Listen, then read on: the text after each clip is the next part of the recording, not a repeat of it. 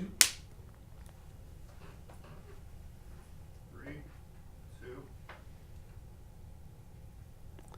We're here with Michelle Fiasca, and she's been in the senior housing consulting field for almost 2 decades. And one of the aha moments that she was beginning to tell me about, and I thought, let's capture this, came in response to this question. And that, Michelle, right now we're going to switch to shared or co-housing.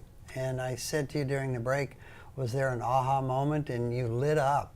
So I don't know what it is, but what was the aha moment that said, I've got that insight, I know something that could work? What was it? So through Adult Placement Network that we've already talked about, what I saw was a niche of people who were not being served by those particular housing options. And those are seniors who are still independent, so they can't get any state help through Medicaid, but they're low income. So they couldn't really afford the options that I represent out there. So I began to think, wow, we've got this. Just say it. So you had people coming to you for help and you had to turn them away because there just wasn't a fit. The Right. system wasn't built for them. Right. So what'd you do?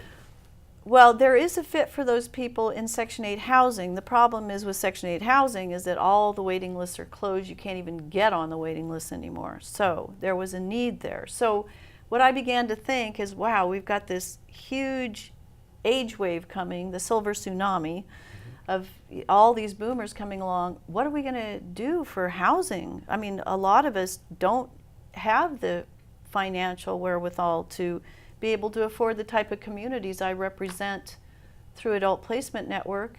And also, a lot of us wouldn't even choose to live that way if we could afford to.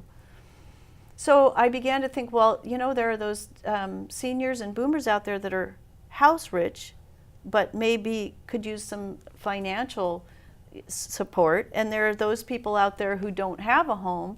What if we started matching homeowners with home seekers and create community through shared housing as a way of aging, as a model for aging that would make it more affordable and offer that social element, that, you know, engagement piece that can be such an issue for seniors as they age. When they're living alone, the isolation and depression factors are huge. So if we go the isolation and depression of someone who is living alone in a big home, their home, they don't want to move, but the science is now showing that that is not a good environment for them to live. So instead of taking the person who would like to age in place in the home somewhere else, your idea was to create the environment of socialization and engagement within the same structure by adding someone who would be sharing the home with the homeowner. Yes, and Okay. so one of the things I see in Adult Placement Network side of my business is you'll walk into these communities and you don't see anybody.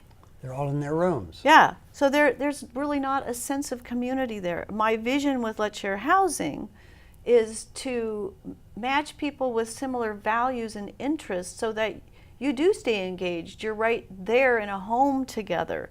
So you know that socialization and that relationship is, you're encountering it all day long, you know, and it creates that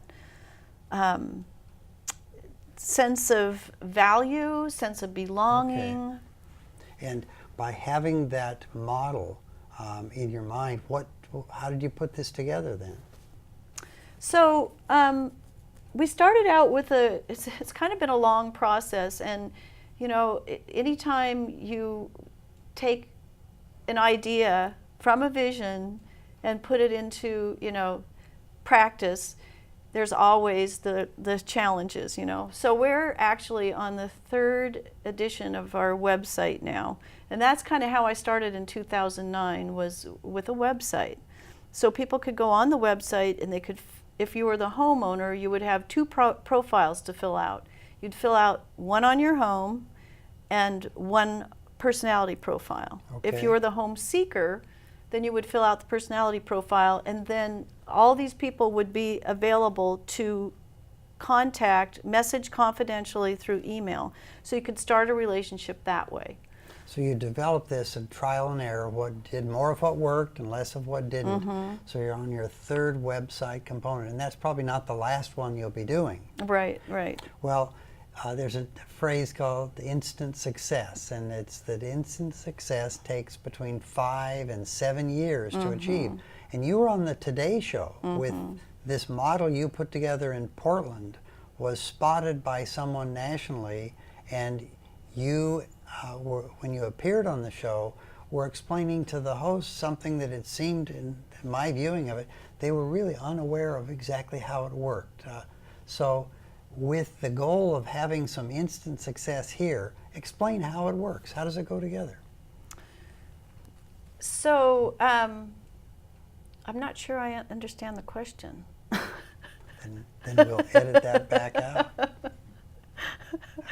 So how it works, how they It's how gonna be- here's what I'll set up the question. We'll find a place to cut it. okay. Okay. So No, let me start. oh, okay. So how you gotta think. Do you want to just, I can cut it and then start back up? Yeah, you want to slate it? No, No. no. Okay. Keep rolling, okay. Okay. So how Do you want me to give you a countdown at least? sure. Okay. 3, 2. Explain a little bit about how the nuts and bolts work. How does your model go together with a house seeker and someone who is owning the house? So once people have filled out the profile and have done messaging back and forth, and they decide that they might like to get to know each other, at least meet, there's a couple of different options. People can do it themselves. So we suggest that you meet a person for the first time in a neutral place, that you don't invite them over to your home if you're a homeowner, and you have at least a meeting with them, you know, before you decide if you really want to move forward. One of the things that can be an issue for people, and you know, I'm sure a lot of you have done shared housing at some point in your life. I know it's becoming more and more popular. Most of the train wrecks happen when people don't really take the time to get to know who they're moving in with. So we really stress that people spend time together. And, you know, once you've decided that you'd like to move forward with seeing how you relate together, have them come over, do a meal together, maybe go out and do some social things together. I even think, you know, a weekend trip away it will tell you quite a bit about somebody. So you facilitate that with some suggestions and guidelines based on experience. This is what works, and here's where, as you call it, the train wrecks, where something has to then be undone and you have to start over again. Now, some people would say, well, why not just put an ad on Craigslist, or why not just put an ad for somebody? Balance those two or compare those two. Well, my thinking with that is that our vision is to create community through shared housing, which is a long-term relationship. To me, create Craigslist, community. Okay. it's about creating community. Craigslist to me is more, I mean, it may turn out to be long-term, but it seems more like a stopgap kind of situation. So then that's why we think that time spent getting to know the person or people is vital. So you're investing for the long haul, the Right. long term. One thing I do want to put in here so I don't forget is that our vision has expanded, that we're not just boomers and seniors living together. We've actually expanded the vision into an intergenerational model where people can choose to live that way if they want to. You know, our idea is to provide a tool that people can use to match themselves. And we just did a Let's Share Housing potluck at the Selwood Dog Park down there at the river by the Selwood Bridge about 2 weeks ago. We had over 30 people, and they were of like ages from 30s to 70s or 80s, and it was great. It was just a really eclectic group of people who just were delighted to meet each other. And that's part of the expanded community of co-housing or shared housing. How do you come up with the name, Let's Share Housing? Well, actually, the original name was Seniors Homing Together, and I just thought, nobody can remember that name. And besides that, it suggests a certain age. And so when we realized that we wanted to do something more inclusive in terms of age range, we thought shared housing. What could go with share housing? We want share housing in it. So all of a sudden, I came up with the word "let's." It's like just do it. Yeah, Let's just do do it. it. Okay. Yeah. And I do want to also say that co-housing is a different model than shared housing. Okay, what's the difference? Co-housing is where you have each individual has their own living space, and then is separate from each other. And then you usually have a great room or a kitchen, a large area where you can get together, socially with other people. But that's different. And one of the reasons that I was so drawn to shared housing is because I'm looking at a model where the government doesn't have to do it for you. There's not a big financial investment in the first place. People can start right from where they are. The houses exist. Exactly. You don't have to build anything. Exactly. So Okay. it's all there. You just need to match the people up, and that is one of the things that I am most fond of in my adult placement network business as well. Is that I love the matching part. It just gives me a chill. Well, and in the brain sciences that we work in with aging, what happens when you find a passion, and that's what you have, is a passion to come up with new ideas to solve problems, you benefit. And so you're building a structure, a neural structure, because you thoroughly enjoy what you're doing. But I've noticed that you also don't, you're not satisfied with the status quo. If it can be improved somehow, you're always looking.